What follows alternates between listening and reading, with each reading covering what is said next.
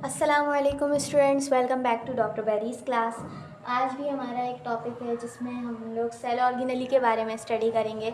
और वो कौन सी ऑर्गेनेली है वो आपको सामने दिख रही होगा, माइटोकॉन्ड्रिया।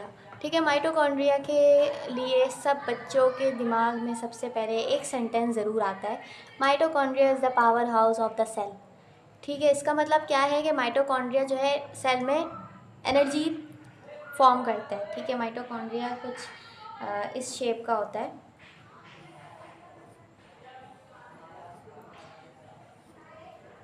और इसके अंदर जो है ना क्रिस्टाई फॉर्म में फोल्डेड स्ट्रक्चर्स होते हैं। ठीक है, माइटोकॉन्ड्रिया जो है रॉड लाइक शेप होता है, इसका इलोंगेटेड शेप होता है, छोटी सी ऑर्गेनली है ये। और स्फेरिकल रॉड लाइक इसका शेप है। अच्छा, इसमें ना माइटोकॉन्ड्रिया में डबल मेम्ब्रेन होती है ये। ठीक है, डबल मेम्ब्रेन होती है। जो आउटर मेम्ब्रेन होती है यानी कि ये वाली, ये स्मूथ होती है।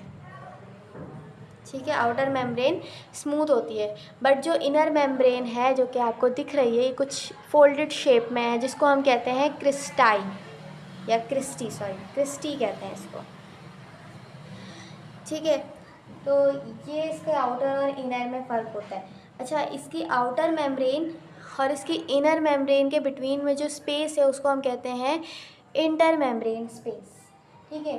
अच्छा, एक और चीज़, यहाँ पर जो इसके अंदर मैट्रिक्स होता है उसमें क्या क्या चीज़ें होती हैं, डीएनए होता है, आरएनए होता है, एंजाइम्स होते हैं, प्रोटीन, ठीक है, और राइबोसोम्स हो गए। तो यहाँ से हमें एक बात पता चल रही है कि जो माइटोकॉन्ड्रिया ऑर्गेनली है हमारे पास, उसमें डायरेक्टली डीएनए जो है डायरेक्टली मैट्रिक्स के अंदर है, यानी इसमें कोई न्यूक्लियस नहीं है। तो इसलिए हम माइटोकॉन्ड्रिया को है ना सेल्फ रेप्लिकेटिव कहते हैं, यानी कि ये खुद से अपने आप को डिवाइड कर सकती है विदाउट एनी न्यूक्लियस, क्योंकि इसके पास अपना ही डीएनए होता है, अपना आरएनए होता है, अपने एंजाइम्स होते हैं, अपने प्रोटीन होती है, अपना सब कुछ अपना होता है। ठीक है, इसमें कोई न्यूक्लियस नहीं होता। अच्छा, इसमें कौन सी एनर्जी फॉर्म हो रही होती है, एटीपी हो रही होती है, एडिनोसिन ट्राइफॉस्फेट, तो सबको पता है। अच्छा, एक और चीज़ इसमें जो है इलेक्ट्रॉन ट्रांसपोर्ट चेन भी होती है। इसकी इनर मेम्ब्रेन जो है, जो कि क्रिस्टाई हम कह रहे हैं, इसकी इनर मेम्ब्रेन में क्या होता है, इलेक्ट्रॉन ट्रांसपोर्ट चेन भी होती हैं। इलेक्ट्रॉन ट्रांसपोर्ट चेन आपने 9 क्लासेस के बारे में पढ़ा है। ये फोटोसिंथेसिस में ये रोल प्ले कर रही होती हैं, वो हम आगे जाके पढ़ेंगे। अच्छा, इसमें जो है ना इसकी इनर मेम्ब्रेन के ऊपर जो है एंजाइम्स भी होते हैं। ठीक है, उन एंजाइम्स, या आप कह सकते हैं इनर मेम्ब्रेन के अंदर वाली जो इस तरीके की मेम्ब्रेन है, ठीक है, इसमें जो है ना एंजाइम्स लगे हुए होते हैं जिनको हम कहते हैं F0 F1 पार्टिकल्स। इन F0 F1 पार्टिकल्स का काम जो है आपको पता है, माइटोकॉन्ड्रिया में बहुत सारे रिएक्शंस होते हैं जिसकी वजह से एंजाइम्स एज अ कैटालेज काम कर रहे होते हैं। ठीक है। अच्छा, और एक और चीज़, जो सेलुलर रेस्पिरेशन होती है, इसमें आपको पता है 3 प्रोसेसेस होते हैं। कौन कौन से, glycolysis, Krebs cycle and last etc. ठीक है, ग्लाइकोलिसिस तो हमें पता है कि साइटोप्लाज्म में होता है, बाकी जो क्रेब्स साइकिल और ईटीसी है ना, वो भी माइटोकॉन्ड्रिया के अंदर होते हैं। ठीक है, Krebs cycle and etc. Krebs cycle जो है वो मैट्रिक्स के अंदर होती है, माइटोकॉन्ड्रिया में जो मैट्रिक्स होता है, और जो ईटीसी है वो माइटोकॉन्ड्रियल मेम्ब्रेन में होती है। ठीक है। अच्छा भाई, सेकेंड ऑर्गेनली जो हमारे पास है वो है प्लास्टिड्स। प्लास्टिड्स जो हैं सेल्फ रेप्लिकेटिव ऑर्गेनलीज हैं। ठीक है, तो ये इसका सबसे पहला पॉइंट आ गया, ये सेल्फ रेप्लिकेटिव होती हैं। अच्छा, ये जो है ना मेम्ब्रेन बाउंड स्ट्रक्चर्स होते हैं प्लास्टिड्स के, जो कि जिनके पास डिफरेंट पिगमेंट्स होते हैं। Membrane bound having pigments, pigments यानी कि कलर्स। ठीक है। अच्छा, प्लास्टिड्स की 3 टाइप्स होती हैं। नंबर 1 है हमारे पास ल्यूकोप्लास्ट।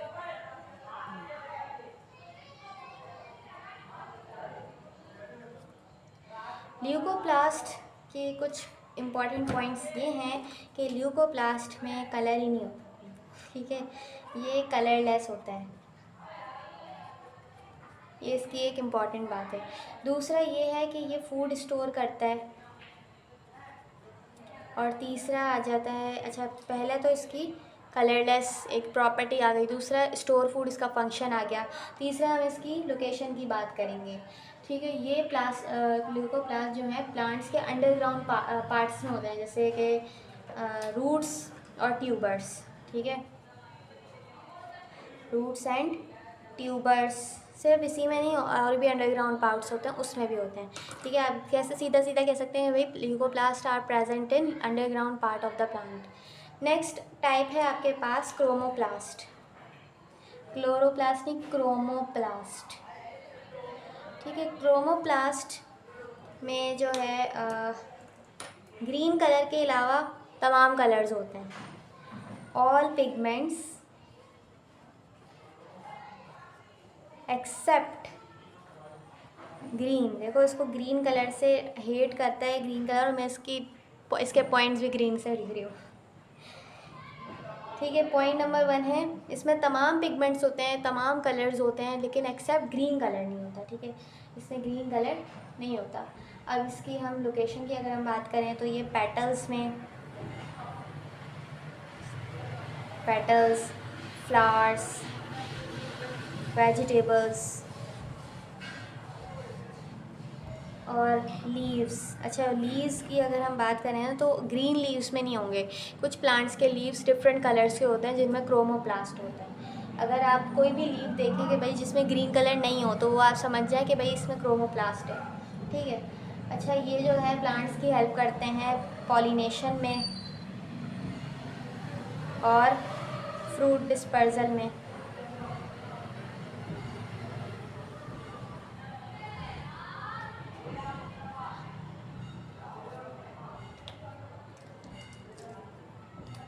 थर्ड टाइप है हमारे पास क्लोरोप्लास्ट। क्लोरोप्लास्ट जो है इसमें सिर्फ ग्रीन कलर होता है, ओनली ग्रीन पिगमेंट। ठीक है, क्रोमोप्लास्ट का अपोजिट है, क्रोमोप्लास्ट में ग्रीन के अलावा कुछ और सारे कलर्स होते हैं, जबकि क्लोरोप्लास्ट में कुछ भी कोई भी कलर नहीं होते एक्सेप्ट ग्रीन। ठीक है, अच्छा क्लोरोप्लास्ट अब आपको ग्रीन कलर से देख के क्या लग रहा है, कहाँ पर होंगे? ऑब्वियसली लीव्स में होंगे ये। ठीक है, क्लोरोप्लास्ट प्रेजेंट होते हैं लीव्स में, और ये फोटोसिंथेसिस की साइट होते हैं, ये फोटोसिंथेसिस में बहुत इंपॉर्टेंट प्ले रोल कर रहे होते हैं, साइट ऑफ फोटोसिंथेसिस। अब हम डिटेल में पढ़ने वाले हैं क्लोरोप्लास्ट को। क्लोरोप्लास्ट का अगर हम स्ट्रक्चर की बात करें तो इसका जो डायग्राम होती है बहुत सारी बुक्स में कुछ इस तरीके से बनी हुई है।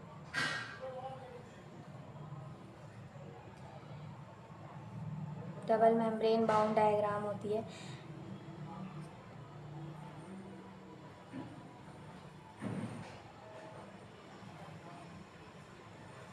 अच्छा, हमने माइटोकॉन्ड्रिया को अगर देखा था बिल्कुल माइटोकॉन्ड्रिया की तरह है, बट इसमें डिफरेंट क्या है, इसकी आउटर मेम्ब्रेन भी स्मूथ है और इसकी इनर मेम्ब्रेन भी स्मूथ है।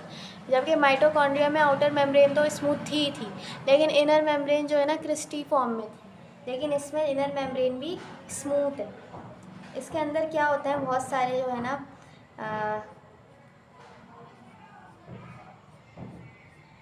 क्या कहते हैं इनको, ग्रैना, कॉइन्स शेप में, बहुत सारे जो हैं कॉइन्स शेप में होते हैं, और यहाँ पे जो है ना कुछ इस तरीके से एक ये लेयर जारी होती है। अच्छा, इन दोनों को ही हम क्या कहते हैं, थाइलाकॉइड्स। ठीक है, थाइलाकॉइड्स 2 टाइप्स के होते हैं, एक होता है स्मॉलर थाइलाकॉइड और एक होता है लार्जर थाइलाकॉइड। स्मॉलर थाइलाकॉइड हम इनको कहते हैं, ये स्मॉलर थाइलाकॉइड्स हैं। ठीक है, और लार्ज थाइलाकॉइड ये जो इस एक थाइलाकॉइड बंडल को दूसरे से जोड़े ना, इसको हम कहते हैं कि भाई ये लार्ज थाइलाकॉइड है। ठीक है,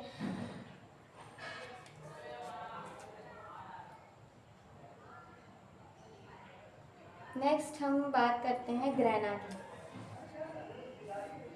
अब ये जो हमारे पास कॉइन लाइक स्ट्रक्चर्स हैं कुछ इस तरीके से, हम इनको कहते हैं कि भाई ये ग्रेना है। इस पूरे को हम क्या कहते हैं? ग्रेना। और जो एक होगा उसको हम क्या कहेंगे? ग्रेनम। ठीक है, और भी चीज़ें होती हैं इसमें, बंडल्स ऑफ थाइलाकॉइड। अच्छा, ग्रेना किसको कहते हैं? थाइलाकॉइड जो है ना, ये पूरा नहीं है थाइलाकॉइड, ये एक कॉइन को कह रहे हैं हम। 1 2 3, इन सब को अलग अलग हम थाइलाकॉइड्स बोलेंगे, इसीलिए हम इसको स्मॉल थाइलाकॉइड्स बोल रहे हैं। वरना आप तो सोच रहे होंगे कि भाई ये वाला थाइलाकॉइड छोटा है, ये बड़ा है। तो इसमें है ना, हम सिर्फ इन एक कॉइन्स को देख रहे हैं। तो ये है एक थाइलाकॉइड। अब हम कहते हैं कि ग्रेना क्या होता है? Bundles of thylakoid is called grana. यानी एक थाइलाकॉइड का अगर बहुत सारे बंडल्स हम बना दें तो उसको हम कहेंगे कि भाई ये ग्रेना है। ठीक है। अच्छा, जैसा कि आपको पता है क्लोरोप्लास्ट फोटोसिंथेसिस में भी रोल प्ले कर रहा होता है अपना। इसकी अब हम स्टोमा की बात कर लेते हैं। क्लोरोप्लास्ट के अंदर जो यहाँ पे मैट्रिक्स होगा उसको हम कहते हैं स्टोमा।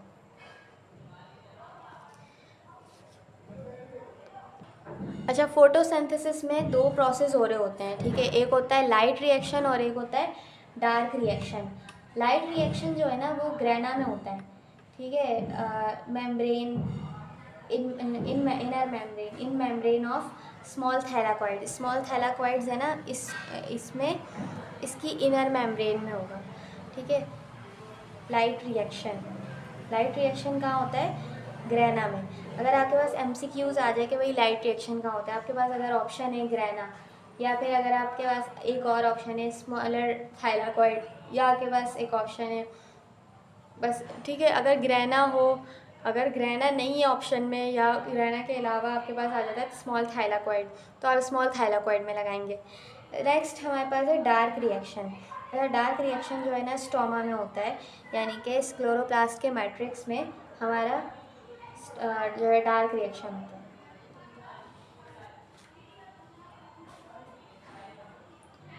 अब हम कर लेते हैं इसके मेम्ब्रेन्स की बात। जो इसकी आउटर मेम्ब्रेन है ना वो फ्री परमिएबल है, जिसमें जो कंटेन करती है पोरेंस को, कंटेन्स पोरेंस। ठीक है, ये आउटर मेम्ब्रेन की बात हो गई। आउटर मेम्ब्रेन जो है वो फ्री परमिएबल है, यानी कि फ्री परमिएबल का मतलब है किसी भी चीज़ को अपने अंदर आने देती है। लेकिन जो इनर मेम्ब्रेन है वो थोड़ी सी सख्त है। वो क्या है? Semi permeable. ठीक है, सेमी परमिएबल का मतलब है कि भाई इन्वेस्टिगेशन होगी, पहले किसको अंदर जाना है जाओ, जिसको नहीं जाना है उसको वापस भेज दो। इसमें भी वही है, माइटोकॉन्ड्रिया की तरह आउटर मेम्ब्रेन और इनर मेम्ब्रेन के दरमियान में जो स्पेस होगा उसको हम क्या कहेंगे? इंटर मेम्ब्रेनल स्पेस या इंटर मेम्ब्रेन स्पेस। स्टोमा जो होता है, स्टोमा ये कलरलेस डेंस फ्लूइड होता है। ठीक है, कलरलेस डेंस फ्लूइड, ये एडिशनल इन्फॉर्मेशन मैं आपको बता दूँ। अच्छा, तो ये था छोटा सा क्लोरोप्लास्ट का टॉपिक। ठीक है, नेक्स्ट चीज़ हम देख लेते हैं, अभी टाइम है, पढ़ ही लेते हैं। नेक्स्ट हमारे पास जो टॉपिक है ऑर्गेनेली है, वो है, क्या हो सकती है वो? न्यूक्लियस। न्यूक्लियस के बारे में तो आपको सबको ही पता है। न्यूक्लियस का कुछ शेप अगर हम बात करें तो मैं डायग्राम ही दिखा देती हूँ आपको। सबसे पहली ऑर्गेनेली है और हम लोग कब पढ़ रहे हैं इसको बाद में। तो यहाँ पर देखें, न्यूक्लियस जो है एनिमल सेल की बात कर रहे हैं, सेंट्रल रीजन में पाया जाता है। न्यूक्लियस में डबल मेम्ब्रेन होती है और न्यूक्लियोप्लाज्म होता है, न्यूक्लियोलस होता है, सेंट्रोसोम होते हैं। ठीक है। The surface of the nucleus is bounded by a double nuclear membrane which is called nuclear envelope. Nuclear envelope किसे कहते हैं? न्यूक्लियर मेम्ब्रेन को न्यूक्लियर एनवेलप कहते हैं। अब न्यूक्लियर एनवेलप के ऊपर जो है ना छोटे छोटे पोर्स होते हैं जिनको हम कहते हैं न्यूक्लियर पोर्स।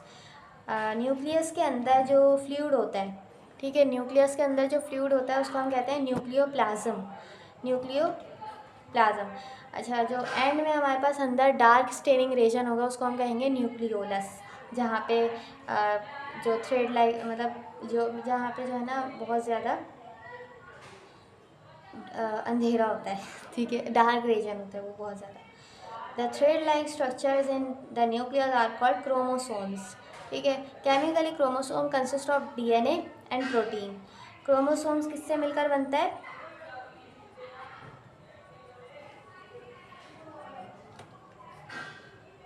डीएनए से और प्रोटीन से मिलकर बनता है केमिकली। ठीक है। सेंट्रोमेयर क्या होता है? जब ये इसको हम कहते हैं ये एक क्रोमेटिड है, दूसरा क्रोमेटिड है, ये एक क्रोमोसोम बन गया, इसको हम कहेंगे सेंट्रोमेयर।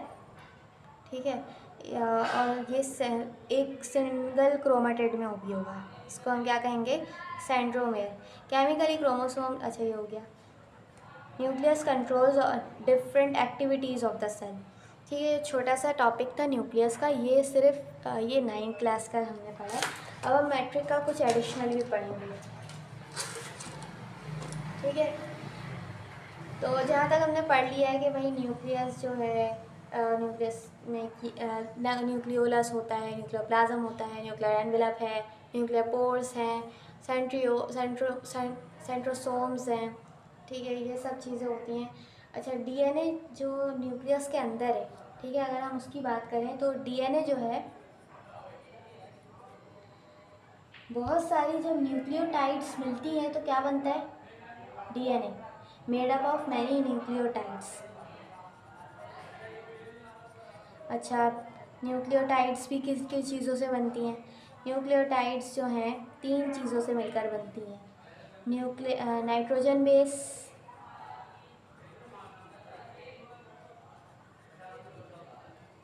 फॉस्फेट ग्रुप और राइबोस शुगर।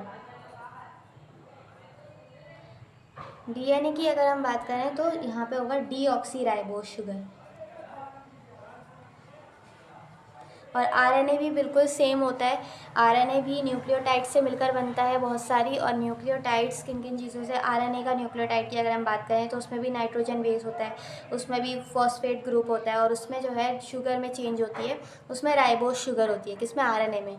जबकि डीएनए में डीऑक्सीराइबोस शुगर होती है। तो आप नाम से उन्हें डिफरेंट कर सकते हैं।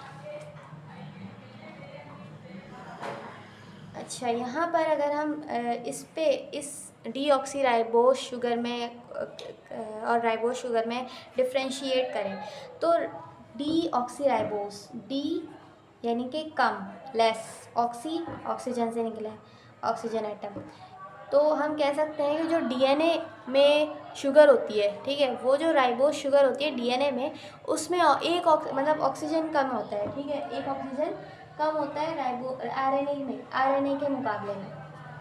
ठीक है, यानी कि डीएनए में ऑक्सीजन की कमी होती है आरएनए के मुकाबले में।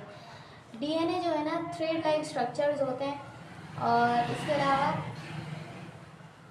थ्रेड लाइक स्ट्रक्चर, हम न्यूक्लियोसोम्स के अगर हम बारे में बात करें तो जब यहाँ पर ना प्रोटीन भी होती है। प्रोटीन कौन सी होती है? हिस्टोन प्रोटीन और नॉन हिस्टोन प्रोटीन, 2 टाइप्स की प्रोटीन्स होती हैं न्यूक्लियस में। ठीक है, एक होती है हिस्टोन प्रोटीन और दूसरी होती है नॉन हिस्टोन प्रोटीन। अब फॉर एग्जांपल ये हमारे पास एक हिस्टोन प्रोटीन है। अब ये डीएनए आया और इसने हिस्टोन प्रोटीन के उसको पूरा फोल्ड कर लिया, फिर ये आगे जाएगा, एक और हिस्टोन प्रोटीन मिली इसको भी फोल्ड कर लिया, फिर ये आगे जाएगा, एक और हिस्टोन प्रोटीन मिली, इसको भी फोल्ड कर लिया। अब यहाँ पे हुआ क्या? एक हिस्टोन प्रोटीन के अराउंड में जब एक डीएनए कॉइल बना ली, तो उसको हम कहते हैं, इस पूरे को हम क्या कहेंगे कि भाई ये न्यूक्लियोसोम है, न्यूक्लियोसोम। ठीक है, ये सारे क्या हैं? न्यूक्लियोसोम्स। अब यहाँ पे क्या होता है जब, अच्छा ये वाला जो डीएनए है, दो न्यूक्लियोसोम्स के बिटवीन में जो डीएनए आपको दिख रहा होगा उसको हम कहेंगे लिंकर डीएनए, क्योंकि ये दोनों के बिटवीन लिंक बना रहा होगा। अच्छा यहाँ पर जो है इनकी लेंथ जो है कम होना शुरू हो जाती है। ठीक है, डीएनए जो है ना इनमें मज़ीद कॉइल होते हैं तो इनकी लेंथ कम होना शुरू हो जाती है। अब जो है ये और करीब आ जाएंगे एक दूसरे से।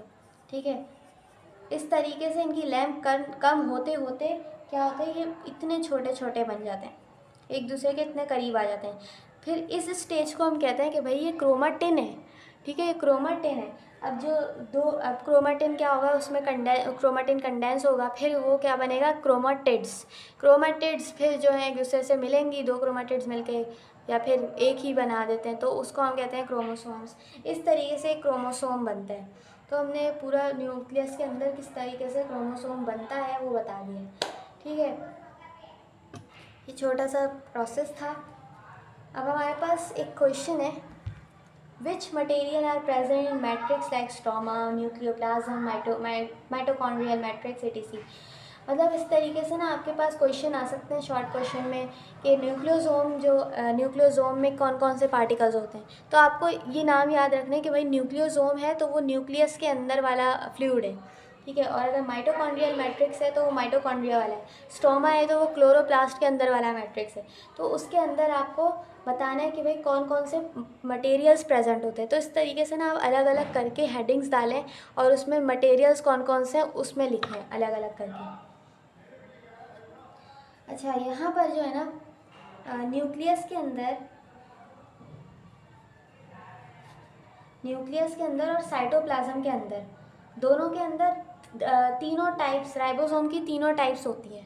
ठीक है, न्यूक्लियस की एक और प्रॉपर्टी बता रहे हैं हम, न्यूक्लियस में और साइटोप्लाज्म दोनों के अंदर तीनों टाइप्स के राइबोसोम्स होते हैं, which are mRNA, tRNA and RNA।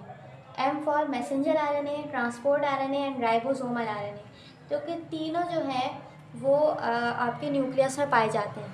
अब अगर हम डीएनए और आरएनए में कुछ डिफ्रेंशिएट करें तो आपने 9 में पढ़ा था ATCG जो कि कोड्स होते हैं। डीएनए में ATCG होते हैं जबकि आरएनए में AUCG होते हैं। अब इनकी हम अगर फॉर्म देखें, A for adenine, T for thiophene, C for cytosine और G for guanine. Adenine, thiophene, cytosine, guanine जो है डीएनए में होता है, जबकि थायोफीन की जगह आरएनए में यूरेसिल आ जाता है। ठीक है, URACIL, यूरेसिल आ जाता है आरएनए के अंदर। इसके अंदर एडेनिन भी होता है, साइटोसिन भी होता है, ग्वानिन भी होता है, बट थायोनीन की जगह क्या आ जाता है, यूरेसिल। ठीक है, तो ये था हमारा न्यूक्लियस का छोटा सा टॉपिक जो कि हमने बहुत ज़्यादा पढ़ लिया है। हमने बुक से भी पढ़ा है, थोड़ा सा 9 क्लास की रिव्यू करा है एक तरीके से, और यहाँ पे हमने जो हमारे पास एडिशनल आया था वो भी हमने पढ़ा। तो नेक्स्ट चीज़ हम पढ़ेंगे, अभी हमारे पास टाइम है तो हम नेक्स्ट ऑर्गेनली भी पढ़ लेते हैं, विच इज़ सेंट्रियोल। तो चलते हैं। तो नेक्स्ट ऑर्गेनली है हमारे पास सेंट्रियोल्स। ठीक है, सेंट्रियोल्स जो हैं वो आपको पता है सेल डिवीजन में बहुत इंपॉर्टेंट रोल प्ले कर रहे होते हैं। ये स्पिंडल फाइबर्स फॉर्म कर रहे होते हैं। तो जब सेल डिवाइड होता है तो सेल डिवाइड होने से पहले क्या होता है, ये दोनों जो दो मतलब एक सेल में सेंट्रियोल्स जो है ना हमेशा पेयर में होते हैं, ये अकेला नहीं होता, हमेशा पेयर में होता है, ताकि ये एक उस तरफ जाए तो दूसरा उस तरफ जाए। अगर ये सिंगल होंगे तो ये सही तरीके से स्पिंडल फाइबर फॉर्म करेंगे, लेकिन जो है जो सेल की सेपरेशन होती है वो मतलब क्रोमोसोम्स की सेपरेशन होती है वो नहीं होती, इसीलिए सेंट्रियोल्स हमेशा पेयर में होते हैं। और ये न्यूक्लियस के सरफेस के आउटर में मौजूद होते हैं, जहाँ पे न्यूक्लियस होता है ना, फॉर एग्जांपल ये सेल है, इसके अंदर न्यूक्लियस है, न्यूक्लियस के बिल्कुल यहाँ पर होंगे सेंट्रियोल्स। अच्छा, सेंट्रियोल जो पेयर में हमने बताया पेयर में होता है, वो पेयर किस तरीके से होते हैं, एक अगर इस तरफ उसकी डायरेक्शन है तो दूसरे की डायरेक्शन इस तरफ होगी, यानी कि वो हमेशा 90 डिग्री में एक दूसरे से मतलब 90 डिग्री में यूजुअली प्लेस्ड होते हैं एक दूसरे के साथ। तो इस स्ट्रक्चर को क्या कहते हैं, हम इसको कहते हैं सेंट्रोसोम। ठीक है। इसको क्या कहते हैं, सेंट्रोसोम, यानी सेंट्रियोल्स जो कि पेयर में होते हैं, जब वो पेयर जो है ना 90 डिग्री में सेपरेट हुए हुए होते हैं, 90 डिग्री में जो है प्लेस्ड हुए हुए होते हैं, इस स्ट्रक्चर को हम कहते हैं सेंट्रोसोम्स। ठीक है। अच्छा, नेक्स्ट चीज़ हम इसकी कंपोजिशन की बात कर लेते हैं। सेंट्रियोल्स जो हैं माइक्रोट्यूब्यूल्स से बने हुए होते हैं। ठीक है। माइक्रोट्यूब्यूल्स जो है कुछ इस तरीके का होता है। माइक्रोट्यूब्यूल्स की अगर हम बात करें तो वो कुछ इस तरीके से होता है। इस तरीके से ना वो पूरा हॉलो सिलेंडर बना देता है। ठीक है। अब यहाँ पर माइक्रोट्यूब्यूल सेंट्रियोल बनाते हैं वो किस तरीके से, हर सेंट्रियोल, अगर यहाँ पे एक सेंट्रियोल की बात करें ना, तो यहाँ पर माइक्रोट्यूब्यूल के 3 पेयर एक साथ होंगे। ठीक है। अगर 3 माइक्रोट्यूब्यूल हैं तो वो आप समझ लें ट्रिपलेट पेयर्स आप कह सकते हैं। ठीक है। ट्रिपलेट माइटोकॉन्ड्रियल अरेंजमेंट होती है हॉलो सिलेंडर बनाने के लिए। अब ये जो 3 होते हैं ना, ये 9 टाइम्स होते हैं। कितने टाइम्स, 9 टाइम्स। तो 3 9 ज़ा 27, यानी अगर सिंगल माइक्रोट्यूब्यूल की बात करें, यानी सिंगल इस तरीके का, तो वो 27 होंगे।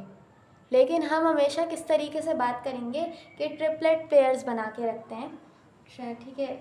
1 2 3, ये पूरा ए हो गया, 1 2 3 4 5 6 7, छोटी जगह कम पड़ गई, 8 या 8 आप कह सकते हैं, 9। ठीक है। इस तरीके से ना पूरे 9 होते हैं। हर सेंट्रियोल के अंदर ट्रिपलेट पेयर्स ऑफ माइक्रोट्यूब्यूल्स 9 होते हैं। ठीक है। अब ये जो है पूरा हॉलो सिलेंडर बना देते हैं।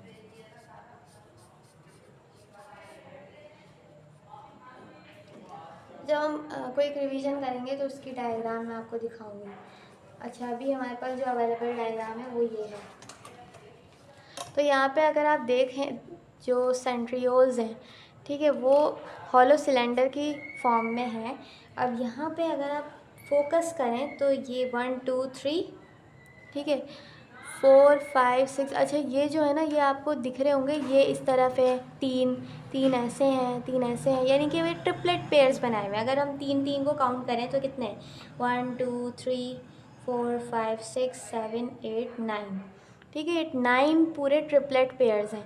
तो इस तरीके से अगर एक सेंट्रियोल इस तरह है तो दूसरा सेंट्रियोल इस तरह होगा, तो ये सेंट्रोसोम बना रहे हैं। ठीक है। तो ये आपको पेयरिंग याद रखनी है। तो ये तो हो गई कंपोजिशन की बात। ठीक है। अच्छा, सेंट्रियोल्स प्लांट्स और एनिमल दोनों सेल्स में पाए जाते हैं। इनका फंक्शन क्या होता है, एक तो ये स्पिंडल फाइबर्स फॉर्म करते हैं, दूसरा ये क्या करते हैं, एक हो गया सेल डिवीजन के अंदर, सही, सेल डिवीजन में स्पिंडल फाइबर्स करते हैं, और दूसरा जो है ना, ये फ्लैजेला एंड सीलिया को फॉर्म करते हैं। ठीक है। फ्लैजेला और सीलिया को भी कौन बनाते हैं, सेंट्रियोल्स बनाते हैं।